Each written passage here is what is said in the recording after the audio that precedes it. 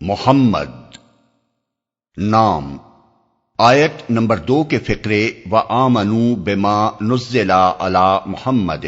سے ماخوذ ہے۔ مراد یہ ہے کہ یہ وہ سورت ہے جس میں محمد صلی اللہ علیہ وسلم کا اسم گرامی آیا ہے۔ اس کے علاوہ اس کا ایک اور مشہور نام قتال بھی ہے جو آیت 20 کے فقرے وذکر فیہ القتال سے ماخوذ ہے۔ زمانہ نزول اس کے مضامین یہ شہادت دیتے ہیں کہ یہ ہجرت کے بعد مدینہ طیبہ میں اس وقت نازل ہوئی تھی جب جنگ کا حکم تو دیا جا چکا تھا مگر ابھی جنگ عملاً شروع نہ تھی۔ اس کے مفصل دلائل آگے حاشیہ 8 میں ملیں گے۔ تاریخی پس منظر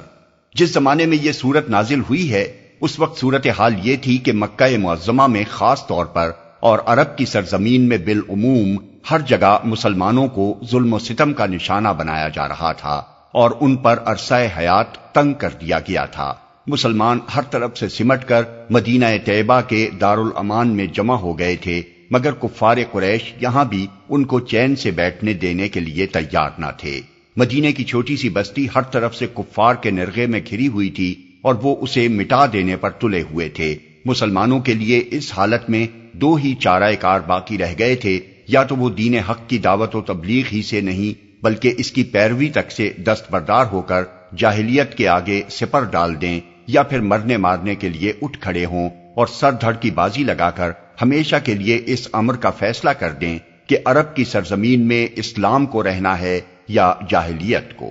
اللہ تعالیٰ نے اس موقع پر مسلمانوں کو اسی عظیمت کی راہ دکھائی جو اہل ایمان کے لیے ایک ہی راہ ہے۔ اس نے پہلے سورہ حج آیت 39 میں ان کو جنگ کی اجازت دی اور پھر سورہ بقرہ آیت 190 میں اس کا حکم دے دیا، مگر اس وقت ہر شخص جانتا تھا کہ ان حالات میں جنگ کے معنی کیا ہیں۔ مدینے میں اہل ایمان کی ایک مٹھی بھر جمعیت تھی جو پورے 1000 مردان جنگی بھی فراہم کرنے کے قابل نہ تھی، اور اس سے کہا جا رہا تھا کہ سارے عرب کی جاہلیت سے ٹکرا جانے کے لیے تلوار لے کر کھڑی ہو جائے، پھر لڑائی کے لیے جس سر و سامان کی ضرورت تھی وہ اپنا پیٹ کاٹ کر بھی ایک ایسی بستی مشکل ہی سے فراہم کر سکتی تھی جس کے اندر سینکڑوں بے خانماں مہاجر ابھی پوری طرح سے بسے بھی نہ تھے، اور چاروں طرف سے اہل عرب نے معاشی مقاطعہ کر کے اس کی کمر توڑ رکھی تھی۔ موضوع اور مضمون یہ حالات تھے جن میں یہ سورہ نازل فرمائی گئی۔ اس کا موضوع اہل ایمان کو جنگ کے لیے تیار کرنا اور ان کو اس سلسلے میں ابتدائی ہدایات دینا ہے۔ اسی مناسبت سے اس کا نام سورہ قتال بھی رکھا گیا ہے۔ اس میں ترتیب وار حسب ذیل مضامین ارشاد ہوئے ہیں۔ آغاز میں بتایا گیا ہے کہ اس وقت دو گروہوں کے درمیان مقابلہ درپیش ہے۔ ایک گروہ کی پوزیشن یہ ہے کہ وہ حق کو ماننے سے انکار کر چکا ہے اور اللہ کے راستے میں سد راہ بن کر کھڑا ہو گیا ہے، اور دوسرے گروہ کی پوزیشن یہ ہے کہ وہ اس حق کو مان گیا ہے جو اللہ تعالیٰ کی طرف سے اس کے بندے محمد صلی اللہ علیہ وسلم پر نازل ہوا تھا۔ اب اللہ تعالیٰ کا دو ٹوک فیصلہ یہ ہے کہ پہلے گروہ کی تمام سعی و عمل کو اس نے رائے گاں کر دیا اور دوسرے گروہ کے حالات درست کر دیے۔ اس کے بعد مسلمانوں کو ابتدائی جنگی ہدایات دی گئی ہیں، ان کو اللہ کی مدد اور رہنمائی کا یقین دلایا گیا ہے، ان کو اللہ کی راہ میں قربانیاں کرنے پر بہترین اجر کی امید دلائی گئی ہے، اور انہیں اطمینان دلایا گیا ہے کہ راہ حق میں ان کی کوششیں رائے گاں نہ جائیں گی بلکہ دنیا سے لے کر آخرت تک وہ ان کا اچھے سے اچھا پھل پائیں گے۔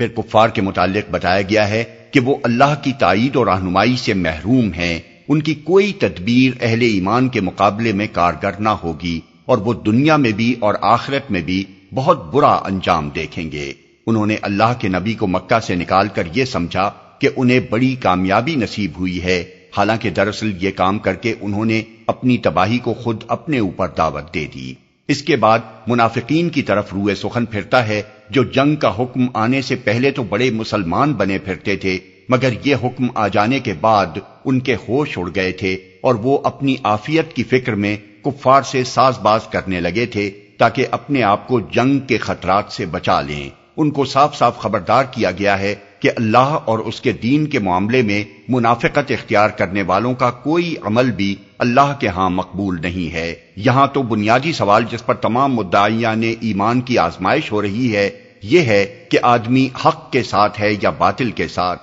اس کی ہمدردیاں اسلام اور مسلمانوں کے ساتھ ہیں یا کفر اور کفار کے ساتھ، وہ اپنی ذات اور اپنے مفاد کو عزیز رکھتا ہے یا اس حق کو جس پر ایمان لانے کا وہ دعویٰ کر رہا ہے۔ اس آزمائش میں جو شخص کھوٹا نکلتا ہے وہ مومن ہی نہیں ہے، کجا اس کے کہ اس کی نماز، اس کا روزہ اور اس کی زکوٰۃ خدا کے ہاں کسی اجر کی مستحق ہو۔